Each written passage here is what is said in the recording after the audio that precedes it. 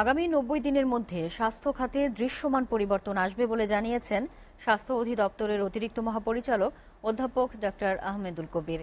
বৈষম্য বিরোধী ছাত্র আন্দোলনের সমন্বয়কদের সাথে কর্মীটোলা জেনারেল হাসপাতাল পরিদর্শনকালে একথা বলেন তিনি। আন্দোলনে আহতদের বিনামূল্যে চিকিৎসা দেয়া হবে বলে জানান সমন্বয়করা। তারা বলেন, সুচিকিৎসা ও অর্থাভাবে গুলিবিদ্ধ অনেকে হাসপাতালে মৃত্যুর সাথে পাঞ্জা লড়ছে। দেখুন সাজ্জাদ জাহানের প্রতিবেদন। স্বৈরাচার সরকারের পতনের জন্য বৈষম্য বিরোধী যে ছাত্র জনতা রাজপথে অকুতভয় সৈনিকের মতো লড়াই করেছে, বরণ করেছে ঘাতকের বুলেট, তারা আজ হাসপাতালে চিকিৎসার অভাবে কাতরাচ্ছেন।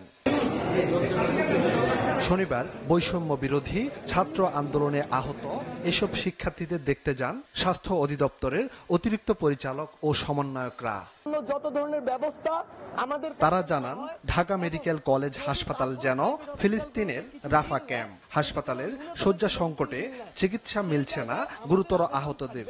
যে প্রত্যেকটি জায়গায় হোক সরকারি হোক বেসরকারি হসপিটালগুলোতে যেন যারা আন্দোলনকারী রয়েছে, যে বয়সেরই হোক না কেন, আন্দোলনকারী যারা রয়েছে ঢাকার হোক ঢাকার বাইরের হোক, সকলের এই চিকিৎসা ফিটি যেন মওকুফ করা হয়, কিংবা যদি সেখানে কোনো পেমেন্ট করা প্রয়োজন হয় সেটি যেন রাষ্ট্র সেই দায়িত্বটি নেয়। আমাদের স্বাস্থ্য ব্যবস্থা এতটাই ভঙ্গুর যে ফিলিস্তিনি রাফা ক্যাম্পের সাথে ঢাকা মেডিকেল কলেজের কোনো ধরনের বৈসাদৃশ্য নেই।